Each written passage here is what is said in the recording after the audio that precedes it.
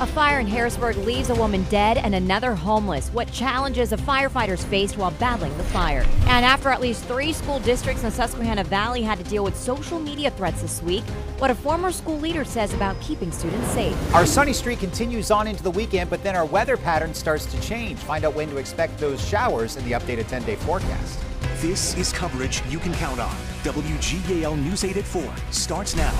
Hello, everybody, and welcome to News 8 at 4. I'm Tasmin Mahfouz. And I'm Susan Shapiro. A woman died in an early morning row home fire in Harrisburg. Yeah, News 8's Barbara Barr has been on the scene all day. She joins us live with more from North 15th Street. Barbara. With Tasmin and Susan, contractors with the utility have actually been here on North 15th Street, the 200 block, closing off the gas lines in case anything was compromised during that deadly fire that took the life of a woman. It also put 8 out of their homes right here on North 15th Street. I'll step out of the way. You can take a look at that damage. Smoke and flames shot up from the row homes early this morning around 3:30. Firefighters say it originated in 207, and that's where the victim was found upstairs. Once again, about 8 people displaced. Dozens of firefighters answered the call, their second of the morning, and the roof collapsed at one point as they were battling the fire. This is a look at the damage from Airview 8. The roofs of all the homes just gone. Firefighters were challenged navigating the tight, confining spaces. They even had to cut holes in neighboring homes' walls to get to the victim and to access those smoke and flames. Firefighters do not believe there were working smoke alarms in the building. We have a lot of trees making access to the front of the building bad. The back of the building, there is no access at all. There's no alleyways back there. It's literally yards against yards, so there's no way to get fire trucks back there.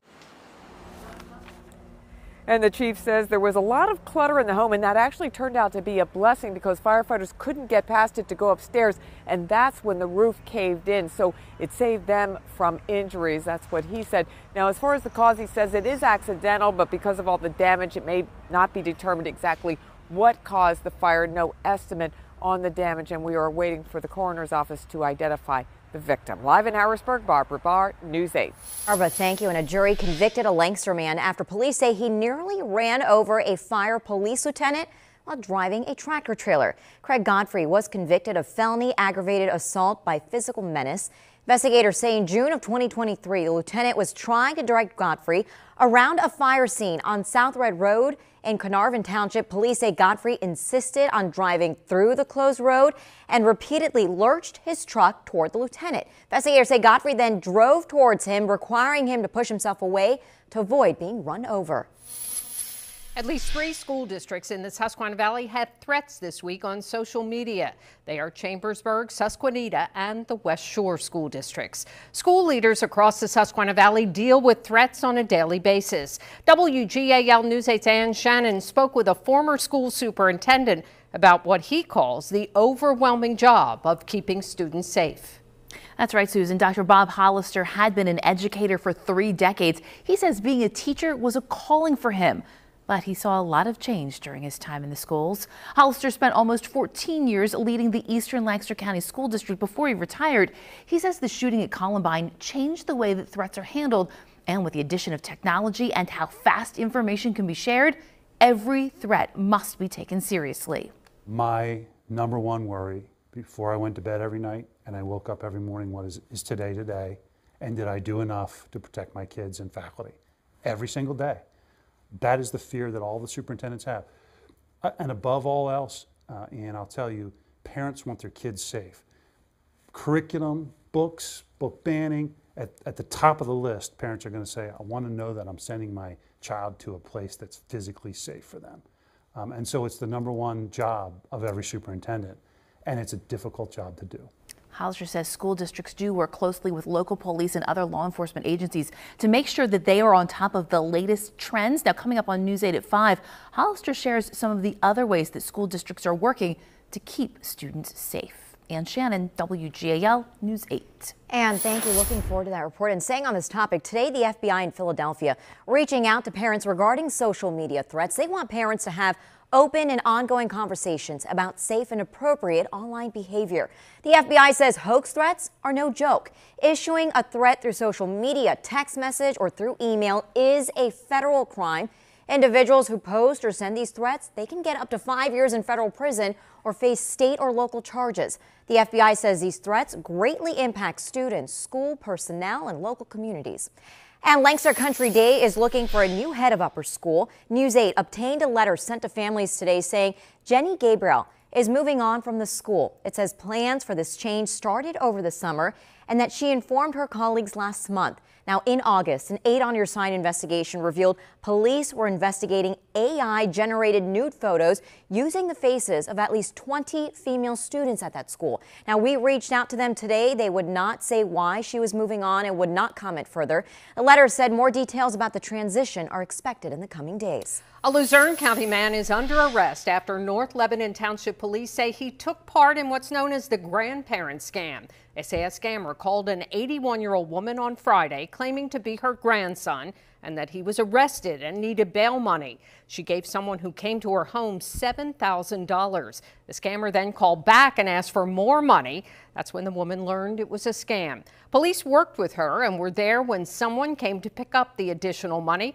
They arrested 30-year-old Juan Garcia Hernandez of Hazleton. Police say they think multiple people are involved in this scam. The Department of Homeland Security is helping with the investigation.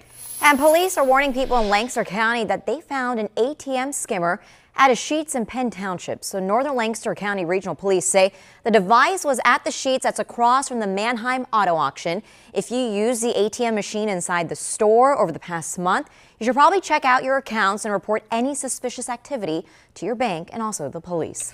A tractor trailer crashed into a laundromat early this morning in Adams County, and the driver had to be airlifted to the hospital. The Littlestown police chief says the rig hit a parked car, went airborne, flipped and crashed into the Littlestown Laundry Center on the 500 block of South Queen Street. The crash remains under investigation.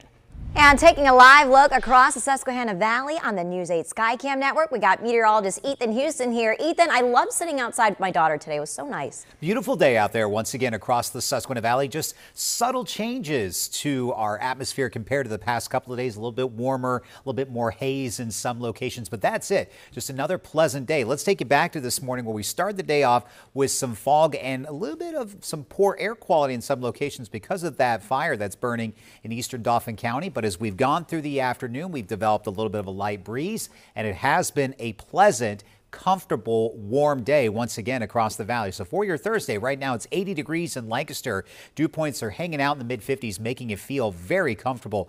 Up to 82 in Carlisle, and if you're joining us from Gettysburg, you're at 84 degrees. All is quiet on the radar. We're going to keep it that way. Temperatures will drop from the lower 80s down into the upper 70s near sunset and then into the 60s late this evening. Very little day-to-day change on in through the weekend. So lots of sunshine, low humidity, and we'll have that late summer warmth staying with us. Now the weather pattern finally starts to change where we need some rain.